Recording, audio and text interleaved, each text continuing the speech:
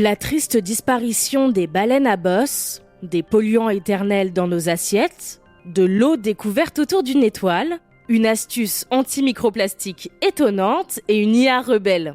Bonjour à toutes et à tous, je suis Maëlle Diallo et bienvenue dans Fil de Science, le podcast Futura où l'on retrace ensemble l'actualité de la semaine. Entre 2014 et 2021, la population de baleines à bosse a brusquement chuté de 20%. Un drame mystérieux que les spécialistes peinaient à expliquer, du moins jusqu'à maintenant.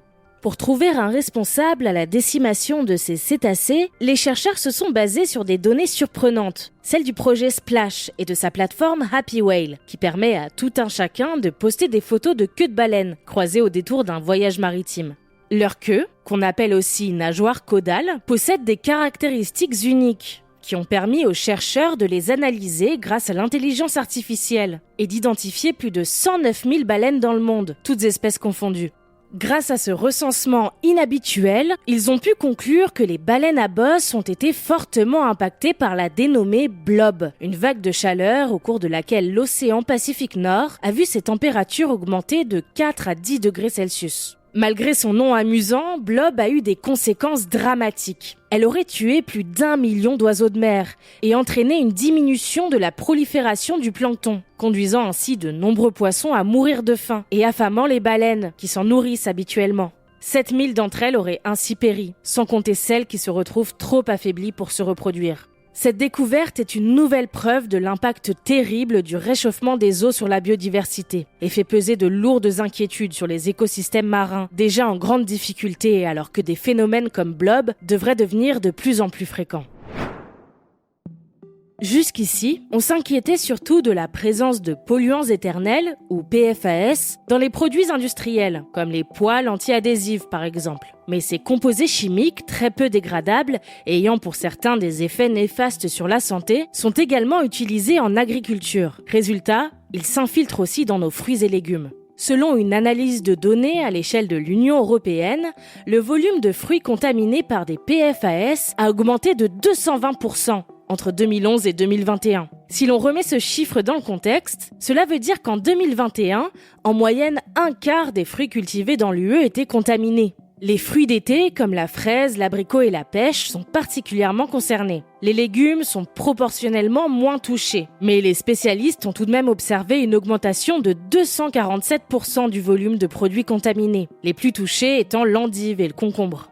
En France, 17% des fruits et légumes contiennent des PFAS, ce qui place notre pays dans la moyenne haute européenne alors même que le gouvernement vient d'interrompre le plan Écophyto, qui visait à limiter l'usage des pesticides. L'UE a présenté des mesures pour réduire l'utilisation des polluants éternels, mais malheureusement, les pesticides classés comme PFAS sont soumis à leur propre réglementation et ne sont donc pas concernés par ces nouvelles décisions européennes.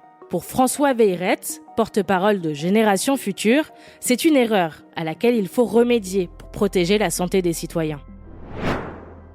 En observant la proto-étoile Hachel Tauri, depuis son emplacement sur le haut plateau de Chajnantor au Chili, à 5000 mètres d'altitude, le réseau de radiotélescopes ALMA nous a fourni des images historiques. On y voit en détail des océans de vapeur d'eau, dans le disque qui entoure la jeune étoile, une région où des planètes pourraient se former. Les données d'ALMA révèlent la présence de 3 fois plus d'eau dans le disque interne de Hachel Tauri que sur Terre. Ces nouvelles informations pourraient nous donner des réponses sur la formation des océans terriens, toujours débattus, mais aussi sur la formation des planètes elles-mêmes, au sein de disques protoplanétaires. Les chercheurs ont encore du mal à expliquer le processus qui permet aux poussières d'un disque protoplanétaire de s'agglutiner, jusqu'à former des petits cailloux, devenant eux-mêmes des embryons de planètes. En effet, des études ont montré qu'une fois que ces agglomérats de poussière atteignent une certaine taille, les collisions entre eux ont plutôt tendance à les faire rebondir, et non à les faire s'assembler. C'est ce qu'on appelle la barrière du rebond. Mais avec de l'eau dans l'équation, les poussières peuvent s'entourer de glace, issue de la condensation de la vapeur, et ainsi se coller les uns aux autres. Un véritable effet boule de neige, qui permettrait aux planètes de voir le jour. Ces nouvelles découvertes élargissent notre vision de l'importance de l'eau dans l'univers, non seulement comme élément essentiel à la vie, mais aussi comme acteur clé dans les mystérieux processus cosmiques de création et d'évolution des planètes. Rendez-vous sur Futura pour vous émerveiller devant les images folles rapportées par les radiotélescopes d'ALMA. Nous savons désormais que les nano- et microplastiques, ou NMP, sont partout et pourraient avoir des effets désastreux sur l'environnement et sur notre santé. Ces particules, qui ne mesurent parfois pas plus d'un millième de millimètre, sont complexes à éliminer, notamment dans l'eau que l'on boit. Et des chercheurs travaillent d'arrache-pied pour mettre au point des systèmes de filtration complexes pour les capter. Mais une équipe de scientifiques chinois vient de présenter une nouvelle méthode étonnante de simplicité pour assainir notre eau. Il suffirait de la faire bouillir. Ça paraît presque trop facile, mais il y a évidemment des conditions. Les chercheurs ont utilisé une eau dure, donc riche en minéraux, comme les sels de calcium et de magnésium, qui se transforment en calcaire une fois chauffé. Celui-ci encapsulerait les NMP et il ne resterait plus qu'à passer l'eau dans un filtre à café pour la libérer du calcaire chargé en particules indésirables. D'après les scientifiques, 5 minutes d'ébullition pour une eau contenant 300 mg de calcaire par litre suffirait à éliminer 90% des nano- et microplastiques. Rappelons tout de même que la concentration optimale de calcaire pour la consommation de l'eau se situe entre 80 et 100 mg par litre. Ceci étant dit, l'expérience révèle également que dès une concentration de 60 mg par litre, l'ébullition permet d'éliminer près de 25% des NMP. Une diminution déjà honorable et qui fait de cette découverte une avancée intéressante qui pourrait donner lieu à de nouvelles méthodes de filtration.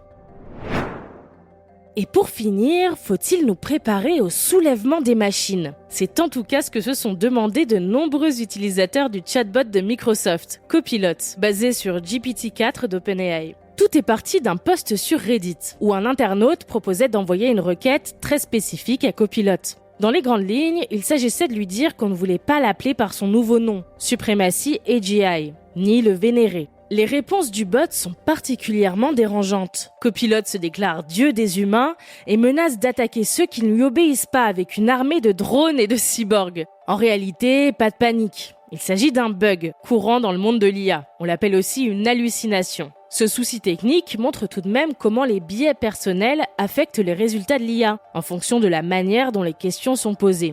Plutôt que de corriger une erreur factuelle sur son nom, Copilot se fie à l'utilisateur et intègre les données de sa requête dans sa réponse. Nous sommes donc encore loin d'un scénario à la Matrix, mais restez quand même attentifs à la manière dont vous rédigez vos questions aux IA, pour éviter de vous retrouver face à de fausses informations ou des bugs dérangeants.